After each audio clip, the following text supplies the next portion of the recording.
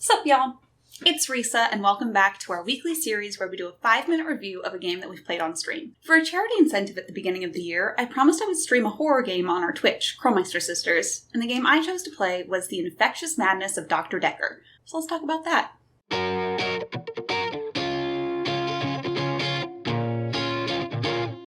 The Infectious Madness of Dr. Dekker, though let's call it Dr. Dekker for short, is a full-motion video mystery game made by Dekker Studios. I hope I'm saying that right. Dekker Studios is a British studio and has now released several FMV games, and they are all really cool concepts. An FMV game is a game where they film real-life actors instead of using computer graphics to tell the story.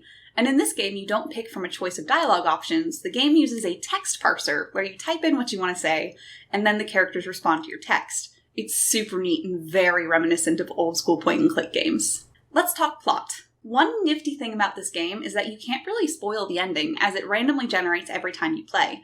This means that even though I got one ending, you may get another one entirely. We are playing as a psychiatrist who is taking over the practice from a murder victim, Dr. Dekker. We're helping the police investigate our predecessor's death, while also trying to help his patients. Dr. Dekker's patients are all very unusual and claim to have special powers or other things affecting their lives. The main characters and suspects are Mariana, who blacks out and finds herself naked on the beach, Claire, who says her husband, who she murdered, is actually still alive, Bryce, who claims that he has an extra hour every night while everyone else is frozen, Nathan, who claims he repeats days, Elin, who claims she can shapeshift? Maybe? I'm still not clear on her, and Jaya, our and the late Dr. Dekker's assistant.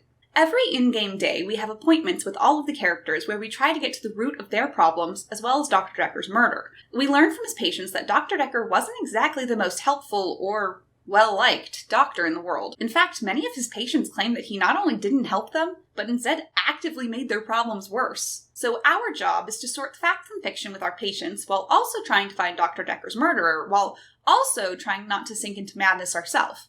No big deal. Okay, let's talk gameplay. Every in-game day, you get to talk to patients, and you can go back and forth between them at will. You type your questions into the text box, and the game parses your text and cues the characters to give the correct response. Usually. I don't have anything to say to that. I don't know. Sorry. I don't know. Sorry. There are these little colored circles next to each patient's name every day that shows if you've gotten enough responses to advance the plot. Red for keep going, amber for saying you did the bare minimum, and green for completing all of the questioning. When talking to patients, you have the option of just going only in depth enough to end the day, or you can choose to try and get every possible response from your patients for green. However, the more in-depth you go with your patients, the more mad you go. Right, because there's this second mechanic of the game. The more you ask your patients about their powers and explore the possibility that they're real, the more madness points you get. In my playthrough, I started out going very in-depth, but halfway through I changed tactics, so I ended up staying sane. Also, if you stay sane, you can actually cure your patients at the end. So I've got a new dog, a basset hound. She's got these big floppy ears and a really sad face. But since I've had Ginger, I've never looked back. It's a fascinating game mechanic, and to me it's very impressive with how in-depth it goes. At the end of the game, you get to choose who you think is the murderer. What I like about that is that you can completely get it wrong, and then get to choose again. It isn't just a game over. I, however, got it on the first try. Yeah, I'm just that good.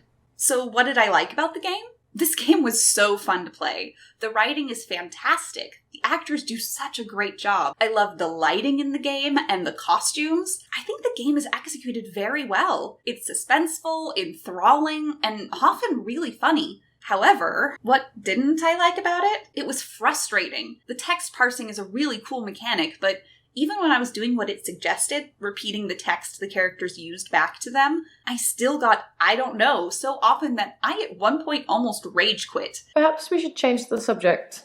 You seem to be struggling. I'm very thankful that they have a hint system, or I probably never would have finished the game, though the hint system didn't always help if I wanted to go for that green light. So at one point, some of my chat was literally looking up walkthroughs for me and telling me what to type. And then it brings me to my major grievance with the game: the treatment of mental illness as horror. The fact that there are literal madness points and you can stay sane is really shitty. As a mentally ill person, it was really hard to get past that bit of the game to truly enjoy it. Phrases like "fight against insanity" are just not great. Is there a way to do this in a respectful way? I honestly don't know, but it definitely put a damper on the fun I was having. But all in all, I really liked this game. Let me know in the comments what you think. If you like this video, make sure you give it a big old thumbs up and subscribe to the channel if you haven't already. If you want to watch us live, you can follow us on Twitch. The link to our channel is in the description below. Thank you so much for watching, and I'll see you next week.